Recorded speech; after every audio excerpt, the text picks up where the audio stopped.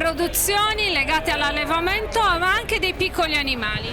Sì, da qualche anno abbiamo differenziato la nostra linea principale, che è quella dei mangimi per animali da reddito, con una nuova linea del pet food, e siamo gli unici in Sardegna che produciamo crocchette per cani e anche per gatti, quindi animali da compagnia.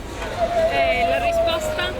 La risposta è importante perché comunque è un settore in continuo incremento, ogni mese facciamo dei numeri in più, abbiamo già una trentina di rivendite in Sardegna, ma puntiamo a averne ancora di più entro dicembre del fine anno. È un settore che sta dando delle buone soddisfazioni. Arrivare in una fiera come quella di Allafra.